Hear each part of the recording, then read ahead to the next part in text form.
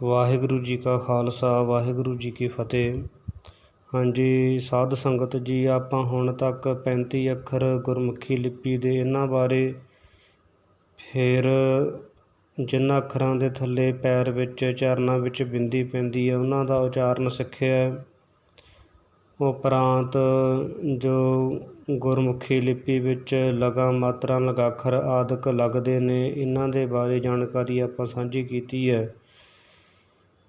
ਅਤੇ ਇਹ ਸਾਰੀ ਸਿੱਖਣ ਤੋਂ ਉਪਰੰਤ ਅਗਲਾ ਜਿਹੜਾ ਕੰਮ ਹੁੰਦਾ ਉਹ ਹੁੰਦਾ ਮੁਹਾਰਨੀ ਸਿੱਖਣਾ। ਮੁਹਾਰਨੀ ਤੋਂ ਭਾਵ ਹੈ ਕਿ ਜਿਹੜੇ ਅੱਖਰ ਨੇ 35 ਦੇ, ਇਹਨਾਂ ਦੇ ਨਾਲ ਲਗਾ ਮਾਤਰਾ ਲੱਗ ਕੇ ਜੋ ਆਵਾਜ਼ ਬਣਦੀ ਹੈ, ਜੋ ਉਹਨੂੰ ਪੜ੍ਹਨਾ ਉਚਾਰਨ ਕਰਨਾ, ਇਹਦਾ ਨਾਮ ਹੀ ਮੁਹਾਰਨੀ ਹੈ। ਸੋ ਇਹ ਆਪਾਂ ਮੁਹਾਰਨੀ ਪੜ੍ਹਨੀ ਹੈ। ਇਸ ਤੋਂ ਪਹਿਲਾਂ ਗੁਰਮੁਖੀ ਦੀ ਜੋ ਮਹਿਮਾ ਹੈ, ਗੁਰਮੁਖੀ ਲਿਪੀ ਦੇ ਵਿੱਚ ਹੀ ਗੁਰਬਾਣੀ ਜਿਹੜੀ ਪੜ੍ਹਨੀ ਹੈ, ਇਹਦੇ ਵਿੱਚ ਬਹੁਤਾ ਰਸ ਆਉਂਦਾ ਹੈ। ਭਾਵੇਂ ਕਿ ਪੁਰਾਣੇ ਸਮੇਂ ਵਿੱਚ ਵੀ ਅਤੇ ਅਜੋਕੇ ਸਮੇਂ ਵਿੱਚ ਵੀ ਗੁਰਬਾਣੀ ਦੇ ਹੋਰਨਾਂ ਭਾਸ਼ਾਵਾਂ ਲਿਪੀਆਂ ਦੇ ਵਿੱਚ ਉਤਾਰੇ ਹੋਏ ਨੇ। ਜਿਵੇਂ ਬਾਬਾ ਦੀਪ ਸਿੰਘ ਜੀ ਦੇ ਬਾਰੇ ਮਿਲਦਾ ਕਿ ਉਹਨਾਂ ਨੇ ਫਾਰਸੀ ਆਦਿਕਾਂ ਜਾਂ ਅਰਬੀ ਵਿੱਚ ਇਹ ਜਿਹੜਾ ਉਲੱਥਾ ਕੀਤਾ ਗੁਰਬਾਣੀ ਦਾ। ਸੋ ਇਸੇ ਤਰ੍ਹਾਂ ਹੀ ਅੱਜ ਕੱਲ੍ਹ ਰੋਮਨ ਲਿਪੀ ਜਾਂ ਬਰੇਲ ਲਿਪੀ, ਹੋਰਨਾਂ ਭਾਸ਼ਾਵਾਂ ਦੇ ਵਿੱਚ ਵੀ ਜਿਹੜੇ ਨੇ ਉਤਾਰੇ ਗੁਰਸਿੱਖਾਂ ਨੇ ਉਲੱਥੇ ਕੀਤੇ ਨੇ ਕਿ ਹੋਰ ਵੀ ਜਿਹੜੇ ਤੋਂ ਲਾਹਾ ਪ੍ਰਾਪਤ ਕਰ ਸਕਣ। ਪਰ ਫਿਰ ਵੀ ਜਿਹੜੀ ਗੁਰਮੁਖੀ ਦੀ ਮਹਿਮਾ ਹੈ ਉਹ ਆਪਣੇ ਸਥਾਨ 'ਤੇ ਆ, ਕਿਉਂਕਿ ਇੱਕ ਤਾਂ ਇਹ ਸਤਿਗੁਰੂ ਪੂਰੇ ਸੱਚੇ ਪਾਤਸ਼ਾਹ ਮਹਾਰਾਜ ਜੀ ਨੇ ਆਪ ਇਹ ਗੁਰਮੁਖੀ ਵਿੱਚ ਉਚਾਰੀ ਆ, ਅਤੇ ਗੁਰਮੁਖੀ ਵਿੱਚ ਲਿਖ ਕੇ ਲਿਪੀ ਵਿੱਚ ਸਾਡੇ ਤਾਈਂ ਇਹ ਮਹਾਰਾਜ ਨੇ ਪਹੁੰਚਦੀ ਕੀਤੀ ਹੈ। ਭੁੱਲਣ ਅੰਦਰ ਸਭ ਕੋ ਭੁੱਲ ਗੁਰੂ ਕਰਤਾਰ, ਉਹ ਮਹਾਰਾਜ 5ਵੇਂ ਪਾਤਸ਼ਾਹ 10ਵੇਂ ਪਾਤਸ਼ਾਹ ਮਹਾਰਾਜ ਨੇ ਆਪ ਆਪਣੀ ਨਿਗਰਾਨੀ ਵਿੱਚ ਕਰਤਾਰਪੁਰੀ ਬੀੜ ਅਤੇ ਦਮਦਮੀ ਬੀੜਾਂ ਤਿਆਰ ਕਰਵਾ ਕੇ ਗੁਰਸਿੱਖਾਂ ਦੇ ਵਿੱਚ ਇਹ ਪ੍ਰਚਲਨ ਕੀਤਾ। ਸੋ ਪਰ ਅਸੀਂ ਜੋ ਉਲੱਥੇ ਕੀਤੇ ਇਹਨਾਂ ਵਿੱਚ ਕੋਈ ਨਾ ਕੋਈ ਜਿਹੜੀ ਊਣਤਾਈ ਵੀ ਹੋ ਸਕਦੀ ਹੈ। ਇਸ ਲਈ ਗੁਰਮੁਖੀ ਦੀ ਜਿਹੜੀ ਮਹਿਮਾ ਇਹ ਬੇਅੰਤ ਹੈ। ਇਹ ਨਹੀਂ ਵੀ ਉਤਾਰੇ ਨਹੀਂ ਕਰਨੇ ਚਾਹੀਦੇ, ਉਤਾਰੇ ਵੀ ਕਰਨੇ ਚਾਹੀਦੇ। ਹੋਰਨਾਂ ਭਾਸ਼ਾਵਾਂ ਦੇ ਵਿੱਚ ਵੀ ਉਲੱਥਾ ਹੋਣੇ ਚਾਹੀਦੇ ਨੇ ਕਿ ਹੋਰ ਵੀ ਇਹ ਤੋਂ ਲਾਹੇ ਪ੍ਰਾਪਤ ਕਰ ਸਕਣ। ਪਰ ਫਿਰ ਵੀ ਗੁਰਮੁਖੀ ਵਿੱਚ ਜਿਹੜਾ ਹੈ ਛੇਤੀ ਇਹ ਲਾਭ ਦੀ ਪ੍ਰਾਪਤੀ ਹੁੰਦੀ ਹੈ। ਤਾਂ ਹੀ ਇਹ ਜਿਹੜੇ ਹੋਰ ਅੱਜ ਕੱਲ੍ਹ ਦੇਖੋ ਅੰਗਰੇਜ਼ ਜਾਂ ਹੋਰ ਜਿਹੜੇ ਨੇ ਕਾਲੇ ਵੀ ਜਿਹੜੇ ਨੇ, ਇਹ ਭਾਵੇਂ ਸਿੰਘ ਬਣ ਜਾਂਦੇ ਨੇ, ਫਿਰ ਵੀ ਉਹ ਮੀਰੀ ਪੀਰੀ ਅਕੈਡਮੀ ਆਦਿਕ ਖੋਲ੍ਹ ਕੇ ਉਹਦੇ ਵਿੱਚ ਗੁਰਮੁਖੀ ਪੜ੍ਹਨਾ ਇਹ ਸਿੱਖਦੇ ਨੇ। ਇਹਦੇ ਵਿੱਚ ਉਹਨਾਂ ਨੂੰ ਵੱਧ ਜਿਹੜਾ ਲਾਹਾ, ਵੱਧ ਰਸ ਆਉਂਦਾ ਗਾ। ਸੋ ਇਸ ਲਈ ਇਹਦੀ ਜਿਹੜੀ ਮਹਿਮਾ ਉਹ ਆਪਾਂ ਥੋੜ੍ਹੀ ਜਿਹੀ ਅੱਗੇ ਵਰਣਨ ਕਰਦੇ ਹਾਂ। ਗੁਰਮੁਖੀ ਦੀ ਵੱਡੀ ਭਾਰੀ ਮਹਿਮਾ ਹੈ, ਕਿਉਂਕਿ ਗੁਰੂ ਨਾਨਕ ਦੇਵ ਜੀ ਮਹਾਰਾਜ ਨੇ ਇਹ ਆਪਣੇ ਮੁੱਖ ਤੋਂ ਗੁਰਮੁਖੀ ਵਿੱਚ ਹੀ ਜਿਹੜੀ ਹੈ ਗੁਰਬਾਣੀ ਮਹਾਰਾਜ ਨੇ ਉਚਾਰਨ ਕੀਤੀ ਹੈ। ਤਾਂ ਹੀ ਇਹਦਾ ਨਾਮ ਵੀ ਗੁਰਮੁਖੀ ਹੈ, ਗੁਰਮੁਖੀ ਲਿਪੀ।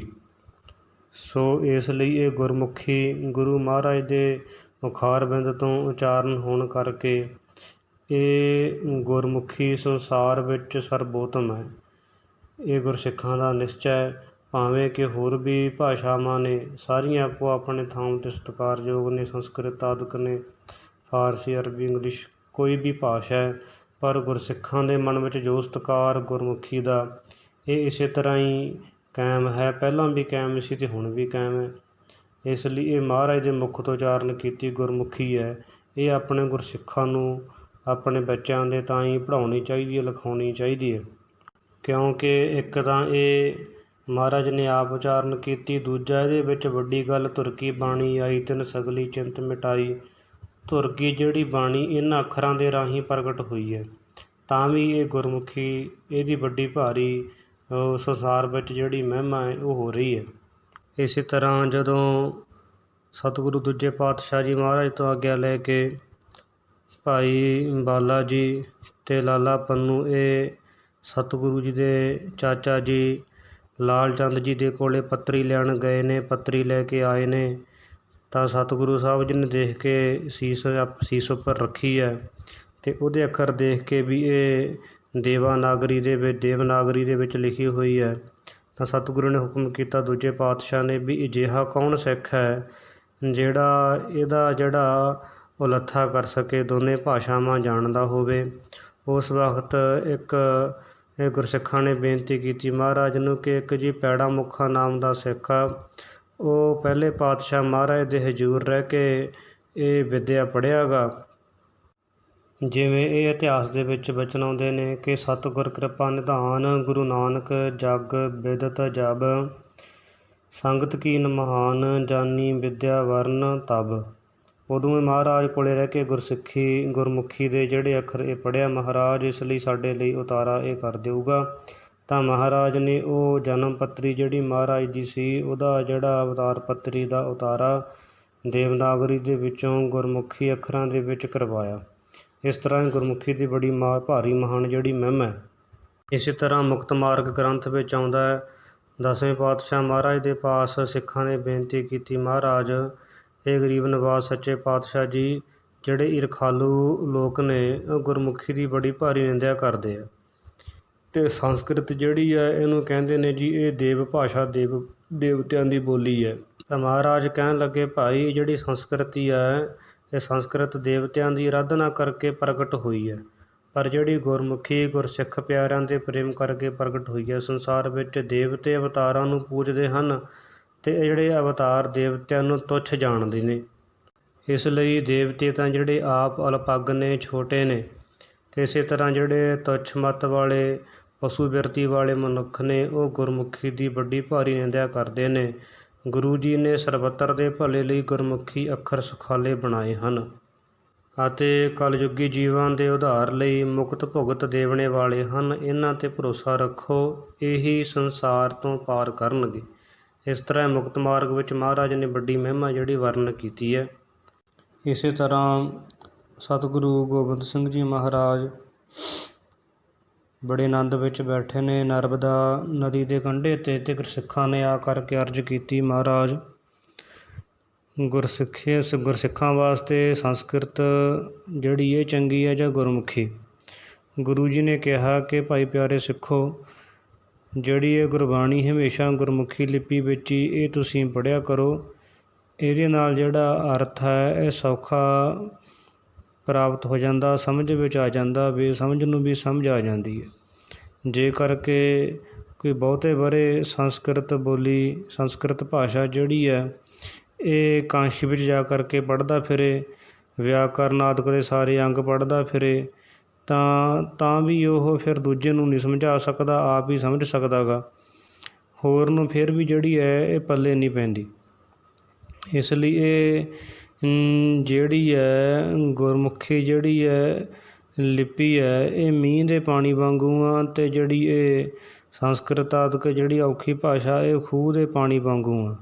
ਖੂਹ ਦਾ ਪਾਣੀ ਮਿਹਨਤ ਕਰਕੇ ਪ੍ਰਾਪਤ ਹੁੰਦਾ ਹੈ, ਪਰ ਜਿਹੜਾ ਵਰਖਾ ਦਾ ਪਾਣੀ ਸੌਖਾ ਹਰ ਜਗ੍ਹਾ 'ਤੇ ਹਰ ਇੱਕ ਨੂੰ ਪ੍ਰਾਪਤ ਜਿਹੜਾ ਹੈ ਸੋ ਇਹ ਹੋ ਜਾਂਦਾ ਗਾ।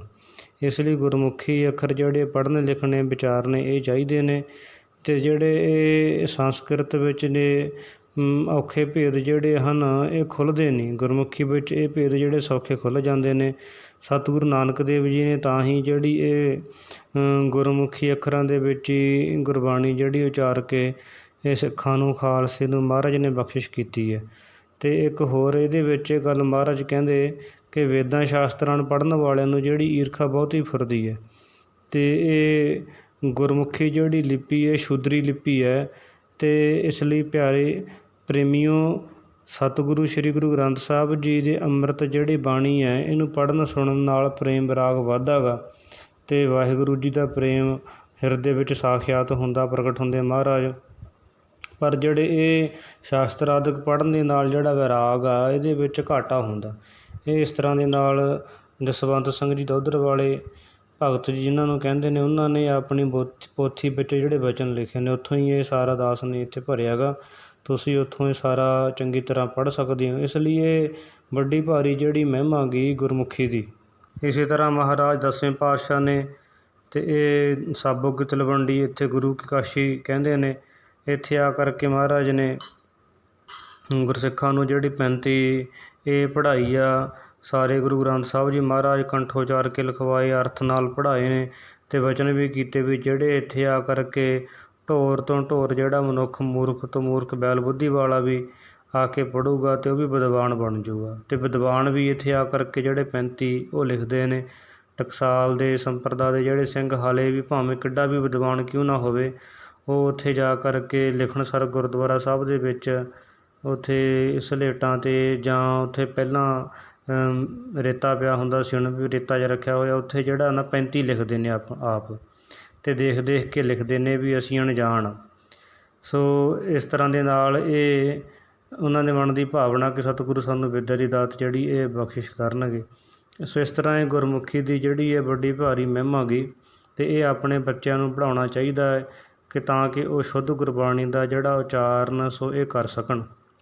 ਇਸੇ ਤਰ੍ਹਾਂ ਇੱਕ ਹੋਰ ਸਾਖੀ ਜਿਹੜੀ ਆਉਂਦੀ ਹੈ ਬ੍ਰਹਮ ਗਿਆਨੀ ਮਹਾਂਪੁਰਖ ਸੰਤ ਬਾਬਾ ਮਿੱਤ ਸਿੰਘ ਜੀ ਨਿਹੰਗ ਸਿੰਘ ਹਜ਼ੂਰ ਸਾਹਿਬ ਵਾਲੇ, ਉਹਨਾਂ ਦੀ ਬਾਬਤ ਕਿ ਸੰਤ ਗਿਆਨੀ ਗੁਰਬਚਨ ਸਿੰਘ ਜੀ ਇਹ ਗੋਦਾਵਰੀ ਦੇ ਕੰਢੇ 'ਤੇ ਇਹ ਆਪਣੇ ਹੱਥ ਮਾਂਜਦੇ ਸੀ, ਸੱਚ ਪਵਿੱਤਰਤਾ ਕਰਦੇ ਸੀ, ਅਤੇ ਕੋਲੇ ਇੱਕ ਸਿੰਘ ਸੀ ਭਾਈ ਸਵਰਨ ਸਿੰਘ ਗੜਬਈ ਸੀ ਮਹਾਂਪੁਰਖਾਂ ਦਾ। ਤਾਂ ਉਹਨੇ ਦੇਖਿਆ ਕਿ ਬਾਬਾ ਜੀ ਨੇ ਉਹ ਗੋਦਾਵਰੀ ਵਿੱਚ ਖੜ੍ਹ ਕੇ ਅਤੇ 35 ਅੱਖਰ ਪੜ੍ਹੀ ਜਾਂਦੇ ਊੜਾ ਐੜਾ।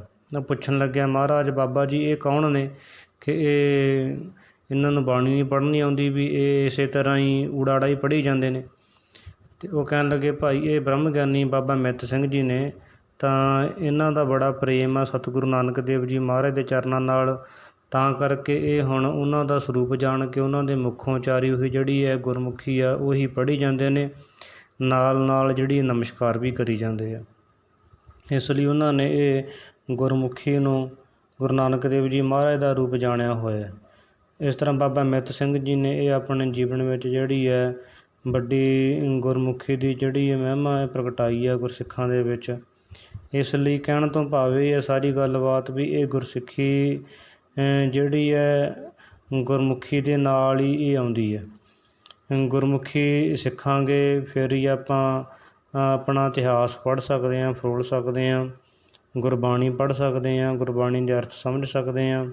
ਇਸ ਲਈ ਇਹ ਸਭ ਤੋਂ ਪਹਿਲਾਂ ਗੁਰਮੁਖੀ ਸਿੱਖਣ ਦੇ ਲਈ ਜਿੱਥੇ ਆਪਾਂ 35 ਅੱਖਰ ਸਿੱਖੇ ਨੇ, ਅੱਗੇ ਲਗਾਂ ਮਾਤਰਾ ਦਾ ਗਿਆਨ ਆਪਾਂ ਪ੍ਰਾਪਤ ਕੀਤਾ ਹੈ, ਅੱਗੇ ਹੁਣ ਜਿਹੜੀ ਮੁਹਾਰਨੀ ਹੈ ਇਹਦੇ ਬਾਰੇ ਆਪਾਂ ਜਿਹੜਾ ਗਿਆਨ ਸੋ ਪ੍ਰਾਪਤ ਕਰਨਾ। ਮੁਹਾਰਨੀ ਤੋਂ ਭਾਵ ਇਹ ਹੈ ਕਿ ਮੁਹਾਰਨੀ ਕਹਿੰਦਿਆਂ ਮੂੰਹ ਹੀ ਹਾਰ ਜੇ, ਮੂੰਹ ਥੱਕ ਜੇ, ਇੰਨੇ ਵਾਰੀ ਜਿਹੜੀ ਇਹ ਮੁਹਾਰਨੀ ਪੜ੍ਹਨੀ ਹੈ। ਜਿਵੇਂ ਸੰਤ ਗਿਆਨੀ ਦੋਦਰ ਵਾਲੇ ਜਿਹੜੇ ਭਗਤ ਜੀ ਨੇ ਜਸਵੰਤ ਸਿੰਘ ਜੀ, ਇਹਨਾਂ ਨੇ ਇਹ ਲਿਖਿਆ ਵੀ 101 ਵਾਰੀ ਜਿਹੜਾ ਮੁਹਾਰਨੀ ਦਾ ਜਿਹੜਾ ਭਜਨ ਕਰਨਾ ਚਾਹੀਦਾ।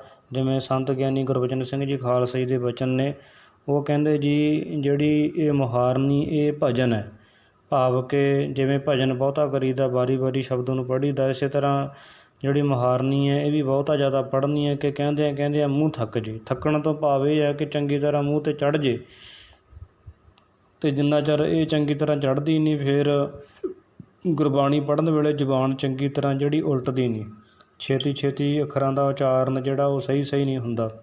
ਇਸ ਲਈ ਇਹ ਮੁਹਾਰਨੀ ਜਿਹੜੀ ਅੱਗੇ ਆਪਾਂ ਇਹਦਾ ਹੁਣ ਉਚਾਰਨ ਸਿੱਖਣਾ ਗਾ। ਸੋ ਸਾਰੀਆਂ ਸੰਗਤਾਂ ਨੂੰ ਬੇਨਤੀ ਹੈ ਕਿ ਅੱਗੇ ਲਗਾਤਾਰ ਜਿਹੜਾ ਹੈ ਜਿਵੇਂ ਸਤਿਗੁਰੂ ਜੀ ਕਿਰਪਾ ਕਰਨਗੇ ਇਹਦਾ ਆਪਾਂ ਜਿਹੜਾ ਅਭਿਆਸ ਕਰਨਾ ਹੈ। ਹੋਰ ਵੀ ਜਿਹੜੇ ਗੁਰਸਿੱਖ ਨੇ ਉਹ ਵੀ ਲੜੀਵਾਰ ਜਿਹੜੀਆਂ ਪਿੱਛੇ ਰਿਕਾਰਡਿੰਗਾਂ ਨੇ ਇਹਨਾਂ ਨੂੰ ਸੁਣ ਕਰਕੇ ਸੋ ਉਹ ਵੀ ਇਹ ਲਾਹਾ ਪ੍ਰਾਪਤ ਕਰ ਸਕਦੇ ਹਨ। ਸੋ ਇੰਨੀਆਂ ਬੇਨਤੀ ਆ ਆਪਣੇ ਸਾਰੀ ਸੰਗਤ ਨੇ ਪ੍ਰਵਾਨ ਕਰਨੀ ਹੈ। ਵਾਹਿਗੁਰੂ ਜੀ ਕਾ ਖਾਲਸਾ, ਵਾਹਿਗੁਰੂ ਜੀ ਕੀ ਫਤਿਹ।